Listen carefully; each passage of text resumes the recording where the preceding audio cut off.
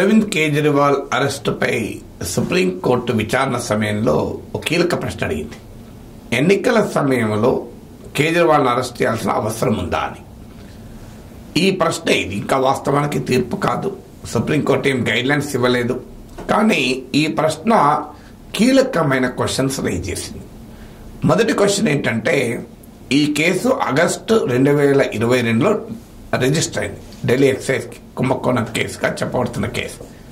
So ఈ August 2022 నుంచి, from August 2022 నుంచి నియర్లీ కపుల్ ఆఫ్ మంత్స్ తక్కువ 2 yearsగా ఇన్వెస్టిగేషన్ జరుగుతుంది. ఛార్జ్ షీట్లు కూడా దాఖలయ్యాయి.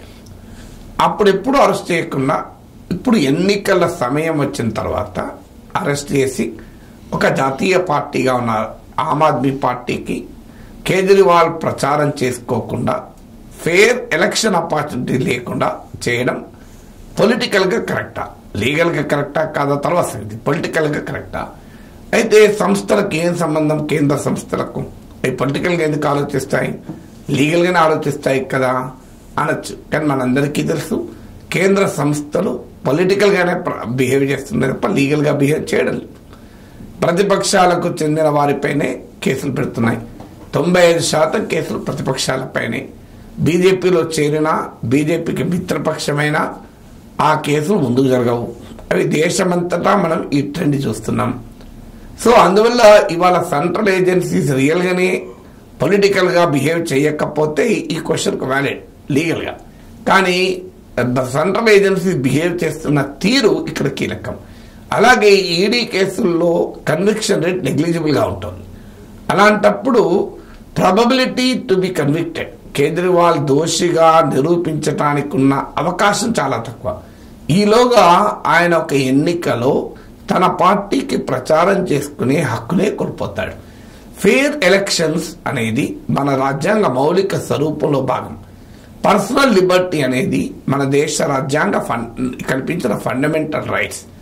ఒక అలిగేషన్ ఆధారంగా, అన్ప్రూవెన్ అలిగేషన్ ఆధారంగా ఒక వ్యక్తి పర్సనల్ లిబర్టీని, అది కూడా ఎన్నికల సమయంలో ఒక పొలిటీషియన్ యొక్క పర్సనల్ లిబర్టీని ఫేర్ ఎలక్షన్స్ కు ఆ నాయకునికి ఆయన పార్టీకి ఉండే హక్కును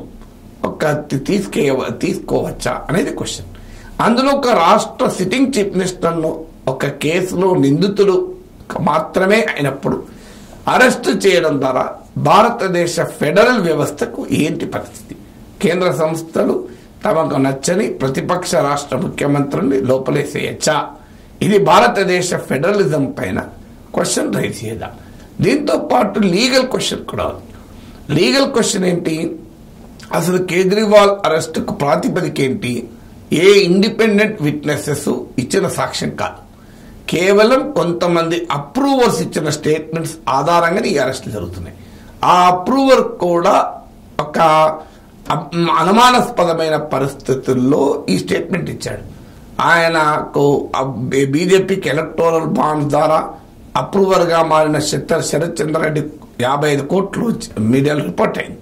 55 కోట్ల ఎలక్టోరల్ బాండ్ ద్వారా బీజేపీకి విరాళం ఇవ్వడం, ఆయన అప్రూవర్ కావడం, కేజ్రీవాల్ పేరు చెప్పడం, ఆయనకు బెయిల్ దొరకడం, అంతకుముందు ఆయనే కింగ్ పిన్, ఆయనకు బెయిల్ ఇవ్వకూడదని ఈడీ వాదించడం, ఇవన్నీ డాట్స్ కనెక్ట్ చేస్తే మనకు ఆ అప్రూవర్ స్టేట్మెంట్ కూడా అనుమానాలకు రైజ్ అవుతుంది. అప్రూవర్ ఇచ్చిన స్టేట్మెంట్ వెనకాల రాజకీయ విన్యాసం లేదా, పొలిటికల్ మాన్యూవరింగ్ లేదా అనే అనుమానము కలగకపోదు.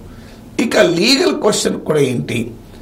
ఈడీ చెప్పేది మేము అనేక సార్లు సమ్మన్స్ ఇచ్చాం, ఆ సమ్మన్స్ కు రెస్పాండ్ కాలేదు కేజ్రీవాల్, అందుకే మేము అరెస్ట్ చేశామని.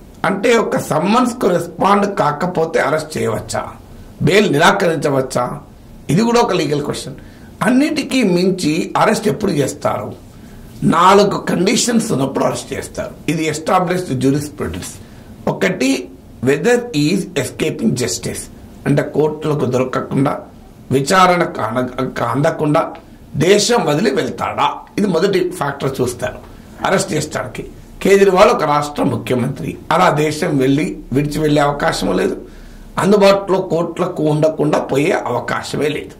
ఇక రెండవది, ఎవిడెన్స్ ఏమైనా సాక్ష్యాలను తారుమారు చేయగలుగుతాడా? 3, సాక్ష్యాధారాల్ని ప్రభావితం చేయగలడా? ఇది మూడో లక్ష్యం. ఈ సాక్షుల్ని ప్రభావితం చేసడానికి సాక్ష్యాధారాల్ని తారుమారు చేయడానికి కేజ్రీవాల్కు ఆగస్టు 2020 నుంచి ఇప్పటి వరకు అవకాశం ఉంది. ఈ నియర్లీ 19-20 monthsలో చేయని వాడు ఇప్పుడు ఎలక్షన్ టైంలోనే సాక్షుల్ని ప్రభావితం చేస్తాడా? ఈ ఎలక్షన్ టైంలోనే సాక్ష్యాధారాలను తారుమారు చేస్తాడా? చేయాలనుకుంటే ఆగస్టు 2022లో కేసు పెట్టారు కదా. ఈ సుమారు 2 ఏళ్ల పాటు ఆయన ముఖ్యమంత్రిగా కొనసాగాడు కదా. కావాల్సిన సాక్ష్యాధారం ట్యాంపర్ చేసి ఉండవచ్చు కదా. అందువల్ల ఇప్పుడే చేస్తారన్న ఆరోపణ చేయలేము.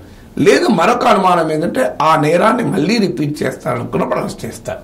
ప్రధానంగా అత్యాచారం చేసిన వాడు, హత్య చేసిన వాడు ఉంటాడు. వాడిని వదిలేస్తే వాడు మళ్ళీ చేసే ప్రమాదం ఉంటుంది. అదే నేరం. కేజ్రీవాల్ మళ్ళీ ఢిల్లీ ఎక్సైజ్ కుంభకోణం చేసే అవకాశం ఉందా? ఆల్రెడీ ఆ ఢిల్లీ ఎక్సైజ్ పాలసీనే రద్దు చేశారు. ఇప్పుడు 100 కోట్ల ముడుపులు చెల్లించారు అని చెప్పబడుతున్న ఢిల్లీ మద్యం పాలసీ రద్దయింది. ఢిల్లీ ప్రభుత్వం, కేజ్రీవాల్ ప్రభుత్వమే రద్దు చేసింది. అందువల్ల ఇప్పుడు మళ్ళీ ఆ క్రైమ్ కూడా రిపీట్ చేసే అవకాశం లేదు. అలాంటప్పుడు కేజ్రీవాల్ను అరెస్ట్ చేయడం చట్టరీత్యా కూడా సరైందా అనే ప్రశ్న కూడా ముందుకు వస్తుంది.